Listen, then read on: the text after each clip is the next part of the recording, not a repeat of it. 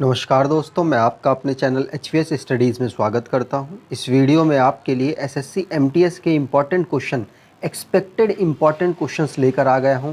ये सभी एग्ज़ाम के लिए, चाहे SSC MTS हो, रेलवे ग्रुप डी हो, उसके लिए मोस्ट इम्पॉर्टेंट होंगे।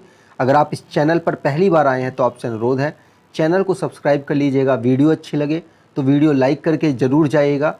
सारे क्वेश्चंस को हम यहाँ पर डिटेल में पढ़ेंगे। चलिए, पहला क्वेश्चन है, Andaman and Nicobar jurisdiction comes under which high court. Answer हो जाएगा कलकत्ता हाई कोर्ट। पहला हमारा हाई कोर्ट है जिसका इस्टेब्लिशमेंट हुआ था। ये पश्चिम बंगाल और अंडमान निकोबार के सारे केसेस को डील करता है। ठीक है, अब हमारे पास टोटल हाई कोर्ट कितने हैं? तो 25 हाई कोर्ट हैं, ये पूछा गया था। हमारे पास 28 राज्य हैं और 8 केंद्र शासित प्रदेश हैं और 25 हाई कोर्ट हैं। तो यहाँ पर तो सिंपल सी बात है, एक एक का रेशो तो नहीं बन रहा है, मतलब एक राज्य को और कुछ केंद्र शासित प्रदेश को यहाँ पर इंक्लूड किया गया है। सारों में ऐसा नहीं है, लेकिन कुछ में ऐसा किया गया है। जैसे कि अब बात की जाए, मैं यहाँ पर आगे बढ़ता हूँ फिर बताता हूँ, आप आंसर देख सकते हैं, यहाँ बताता हूँ। तो जैसे तमिलनाडु, पुडुचेरी के जितने भी केसेस हैं तमिलनाडु ही सुनता है। तमिलनाडु का जो हाई कोर्ट है, मद्रास जिसको हाई कोर्ट कहते हैं, वो चेन्नई में है, वो पुडुचेरी के भी केसेस को डील करता है। अगर बात की जाए लक्षद्वीप की, तो लक्षद्वीप के जितने भी केसेस होते हैं वो केरल का जो हाई कोर्ट है वो उसको डील करता है। महाराष्ट्र, गोवा, दमन द्वीप और दादर नगर हवेली के केसेस को डील करता है। तो इस तरीके से कुछ मर्ज किए गए हैं। अगर आप कहेंगे तो इस पर भी आपको एक वीडियो मिल जाएगी। ठीक है, चलिए आगे बात करते हैं। अगला क्वेश्चन है, विच of the following is not a primary activity. तो मैंने आपको कुछ, अगर आपने SSC CGL वाली क्लासेस को भी फॉलो किया है तो वहां पर मैंने ये जो एक्टिविटीज है हमारी ये बताई हुई हैं। तो इनमें से बोला जा रहा है प्राइमरी एक्टिविटीज कौन सी नहीं है। तो प्राइमरी एक्टिविटीज वो होती हैं जिसमें हम कुछ ना कुछ प्रोड्यूस करते हैं, कुछ ना कुछ एक्सट्रैक्ट करते हैं। तो यहाँ पर एग्रीकल्चर में तो प्रोड्यूस होता है, माइनिंग में एक्सट्रैक्ट होता है, फिशिंग में भी हम प्रोड्यूस करते हैं, मतलब नई नई मछलियों को चारा देकर उनको पालते हैं, उनके नए बच्चों को प्रोड्यूस कराते हैं, तो यहाँ पर ही प्रोडक्शन होता है। तो ये तीन चीज़ क्या है, प्राइमरी सेक्टर में आती हैं। और जो अगला है कंस्ट्रक्शन, कंस्ट्रक्शन प्राइमरी सेक्टर में नहीं आता है। अब कौन कौन से किस सेक्टर में आते हैं मैंने यहाँ पर लिख दिया है। आंसर आपका वहाँ पर डी ऑप्शन हो जाएगा। प्राइमरी की बात करें तो एक्सट्रैक्शन और फार्मिंग, फिशिंग वाले जितने भी काम हैं वो सब प्राइमरी में आते हैं। सेकेंडरी वाले मैन्युफैक्चर और यूटिलिटी और कंस्ट्रक्शन वाले सारे काम सेकेंडरी में आते हैं। टर्शरी वाले रिटेल हो गया, फाइनेंस सर्विस हो गया, कम्युनिकेशन हो गया, हॉस्पिटल का कोई काम हो गया, रियल इस्टेट हो गया, या फिर IT इंफॉर्मेशन टेक्नोलॉजी से रिलेटेड कोई भी काम है वो टर्सरी में आते हैं। क्वाटनरी की बात की जाए तो एजुकेशन, पब्लिक सेक्टर और रिसर्च एंड डेवलपमेंट ये आता है क्वाटनरी में। तो 4 कैटेगरी में हमने इकोनॉमी को बांट रखा है। ठीक है, प्राइमरी, सेकेंडरी, टर्सरी और क्वाटनरी। मैं आपको बताना चाहता हूँ, हमारी एक ई बुक है, अगर आपने नोट्स नहीं बनाए हैं तो आपको ये ई बुक बहुत हेल्प करने वाली है। यहाँ पर हमने 4 सब्जेक्ट्स को कवर किया है और अगर आप नोट्स नहीं बनाए हैं तो आराम से इससे रिवाइज कर सकते हैं। और सिर्फ हम ये 99 रुपये की आपको दे रहे हैं, बहुत डिस्काउंट में इसको दी जा रही है। तो आप इसको परचेज़ कर लीजिएगा, लिंक आपको डिस्क्रिप्शन बॉक्स में मिल जाएगा। वहाँ पर एक ईमेल है, उसमें आप कोई भी अगर क्वेरी है तो आप ले सकते हैं। अगले क्वेश्चन की बात करते हैं। GST काउंसिल का एक प्रीवियस ईयर में क्वेश्चन आया था, क्या आया था? GST council is headed by, simple question है। आंसर यहाँ हो जाएगा जो हमारी फाइनेंस मिनिस्टर के यूनियन मिनिस्टर होते हैं वही इसको हेड कर रहे होते हैं। इस समय कौन है? निर्मला सीतारमण जी इस समय फाइनेंस मिनिस्टर हैं और वही इस समय GST काउंसिल को हेड कर रही होंगी।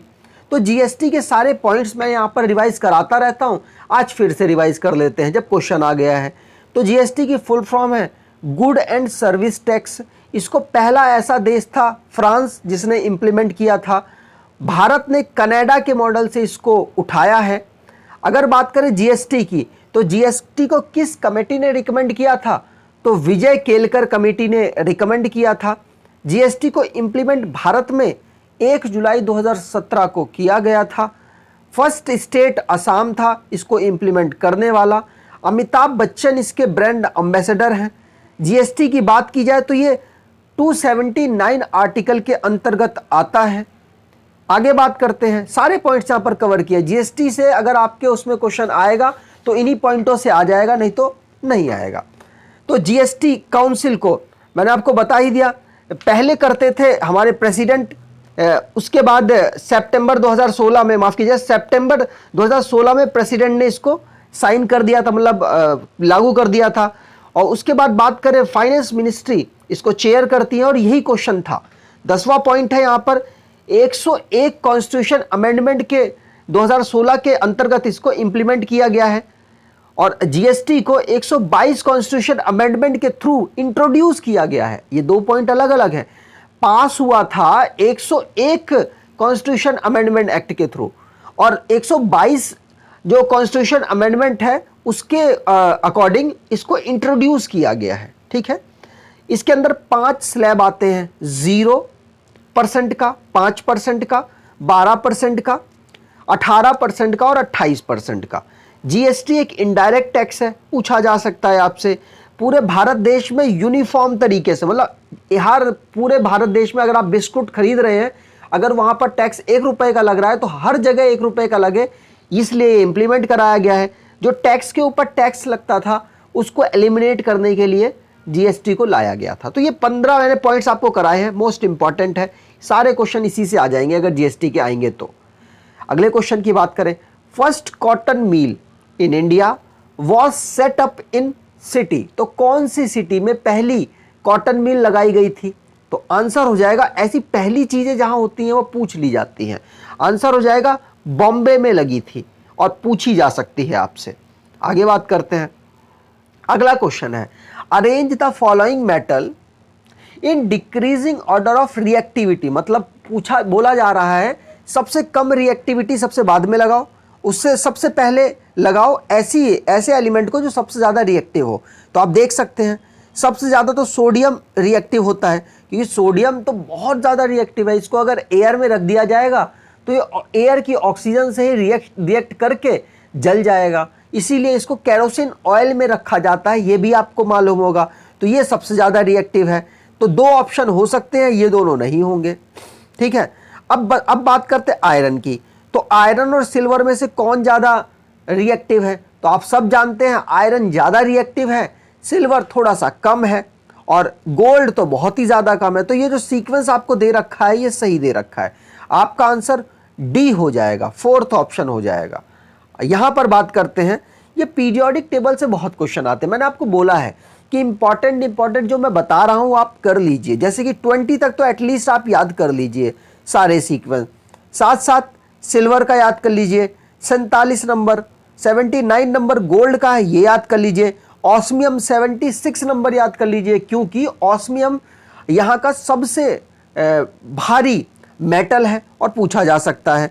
और यहाँ पर टंगस्टन, जिसको W से रिप्रेजेंट करते हैं, उसका 74 नंबर है, ये भी पूछा जा सकता है। यहाँ पर आपसे ये भी पूछा जा सकता है कि कितने मेटलॉइड्स हैं। अब आपको मैंने कल बताया है, आप ये टाइप कीजिए चलिए कि कितने हमारे पीरियोडिक टेबल के अकॉर्डिंग मेटलॉइड्स हैं। ठीक है, चलिए आगे बात करते हैं। तो ये पीरियोडिक टेबल मोस्ट इंपॉर्टेंट है। अगला क्वेश्चन है, विच of the following is also called the first law of thermodynamics. First law of thermodynamics किसको कहा जाता है? तो आपको मालूम होना चाहिए हमारे 4 थर्मोडाइनेमिक्स के 4 लॉ हैं। तो वो 4 लॉ में पहला लॉ इनमें से क्या है?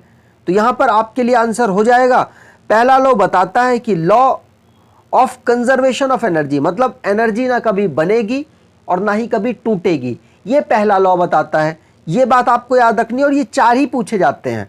ठीक है, आपको याद रखना है।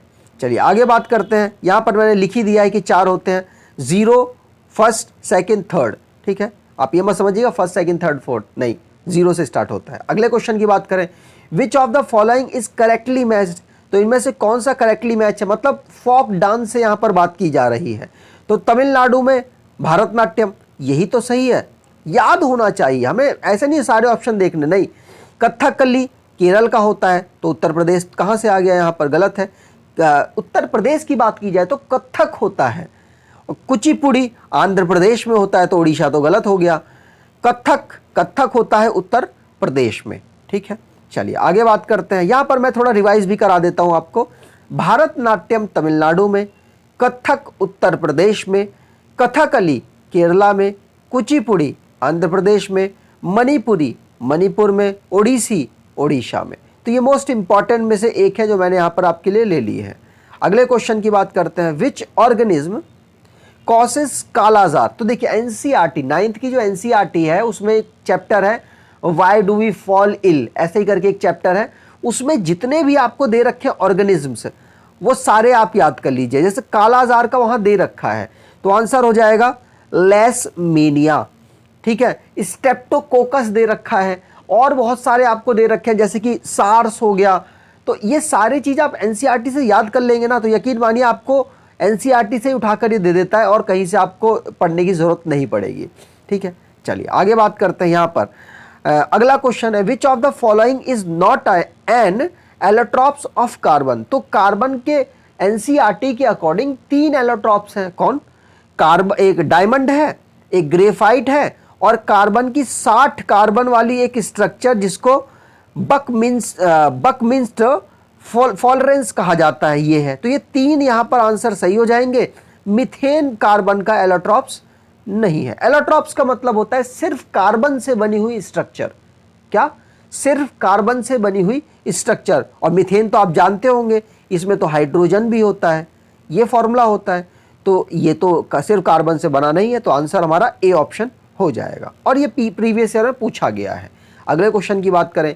विच of the following is not a grand slam in tennis. तो इनमें से कौन से ऐसे हैं जो ग्रैंड स्लैम टेनिस के नहीं हैं? तो आपको पता होगा 4 हैं, विंबलडन, फ्रेंच और ऑस्ट्रेलियन। एक और है, अब वो कौन सा है मैं आपको आगे बताता हूं। इंडियन ओपन तो नहीं है, ठीक है। चलिए यहां पर बात करते हैं कि कौन कौन से हैं। सीक्वेंस में मैंने लगा रखा है। ऑस्ट्रेलियन सबसे पहले होता है जनवरी में, उसके बाद फ्रेंच है, ये दूसरा नाम है, माफ कीजिएगा, फ्रेंच का। ये भी पूछा जा सकता है आपसे, मैं इसको मिटा देता हूं। क्या है?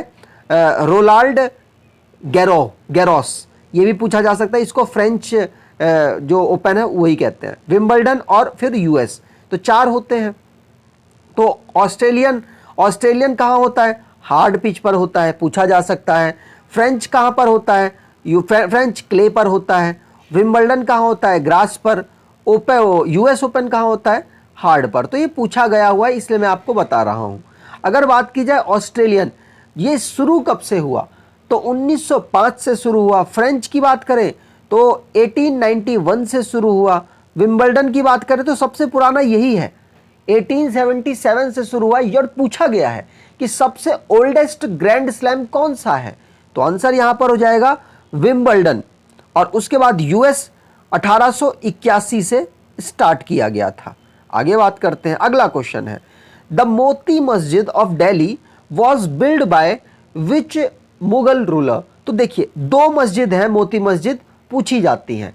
एक तो दिल्ली के लाल किला में है और एक आगरा के ताजमहल के पास है। तो ये दोनों किसने बनवाई थी पूछी जाती हैं। तो यहाँ पर आपसे पूछा जा रहा है मोती मस्जिद जो दिल्ली में है वो बताइए। तो दिल्ली वाली तो औरंगजेब ने बनवाई थी और आगरा वाली जो ताजमहल में है वो शाहजहां ने बनवाई थी। ये 2 क्वेश्चन ही आपसे पूछे जाते हैं। यहाँ पर आपके लिए आंसर सी ऑप्शन हो जाएगा। अगले क्वेश्चन की बात करते हैं। Which of the following state has a bicameral legislature. आप देखते होंगे करंट अफेयर वाली वीडियो, तो आपको ये क्वेश्चन जाना पहचाना सा लग रहा होगा, क्योंकि ये क्वेश्चन मैं यकीन मानिए जब से मैं करंट अफेयर करा रहा हूं बहुत बार रिवाइज करा दिया है। तो बाईकैमरल ये क्वेश्चन पूछा गया है और ये प्रीवियस ईयर में ही पूछा गया है, जो अभी 2019 में आपका पेपर हुआ था वहां पर। तो आंसर यहां पर हो जाएगा बिहार। हमारे पास 6 स्टेट्स हैं जहां पर बाईकैमरल है, मतलब कि विधानसभा और विधान परिषद, मतलब काउंसिल और असेंबली स्टेट में अवेलेबल है, वही यहां पर पूछा गया है। मैं यहां पर रिवाइज करा देता हूं। बिहार में है, उत्तर प्रदेश में है, महाराष्ट्र में, कर्नाटका, तेलंगाना और आंध्र प्रदेश। ये 6 राज्य ऐसे हैं जहां पर बाईकैमरल सिस्टम है और अभी अपने यहां से हटाना चाहता है, मतलब वो चाहता है कि हमारे यहां यूनिकैमरल रह जाए। वो आंध्र प्रदेश ऐसा चाहता है और पश्चिम बंगाल चाहता है कि हमें बाइकैमरल बना दिया जाए। तो दोनों लोगों ने अपने विधानसभा से बिल पास कर दिया है। अब जब लोकसभा और राज्यसभा में बिल पास हो जाएगा तो दोनों की मंजूरी हो जाएगी और उसके बाद इनको विधान परिषद दे दी जाएगी और इनके यहाँ से विधान परिषद हटा दी जाएगी। ठीक है, चलिए जब वो होगा तो मैं आपको बता दूंगा। अगले क्वेश्चन की बात करते हैं। What is the upper most layer over the earth surface called? तो सबसे ऊपर वाली लेयर को अर्थ की क्या कहते हैं? 3 लेयर होती हैं अर्थ में, उन 3 में से सबसे ऊपर वाली पूछी जा रही है। आंसर यहाँ हो जाएगा क्रस्ट, उसको क्रस्ट कहा जाता है। 3 है कौन कौन सी?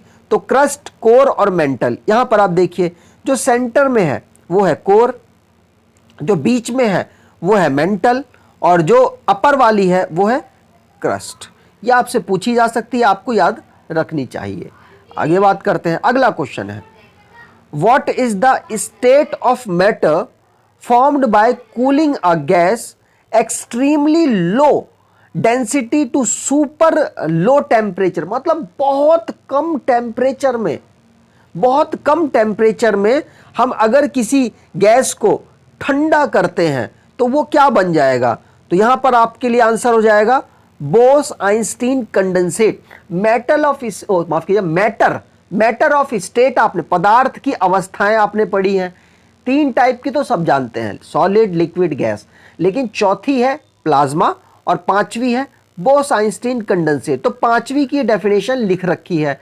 प्लाज्मा की क्या होती है? यहां पर तो देखो, सबसे ज्यादा ठंडा करना होता है, प्लाज्मा में होता है सबसे ज्यादा। जो भी हमारी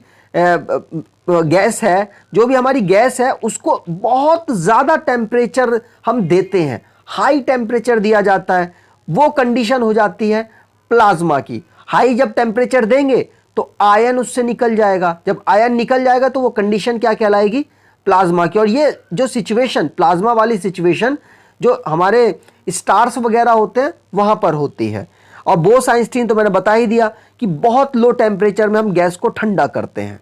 ठीक है, चलिए आगे बात करते हैं। अगला क्वेश्चन है, which Indian actor has been appointed as brand ambassador by PhonePe? तो देखो, फोन पे ने जब 2019 में आपका क्वेश्चन पूछा गया था उस टाइम पर आमिर खान थे सिर्फ, लेकिन अब क्या हुआ है, आमिर खान के साथ साथ चेंज हुए हैं, ऐसा नहीं है चेंज नहीं हुए। रणवीर सिंह बने, लेकिन उसके बाद एक और इन्होंने अपना एक्टर ऐड कर दिया।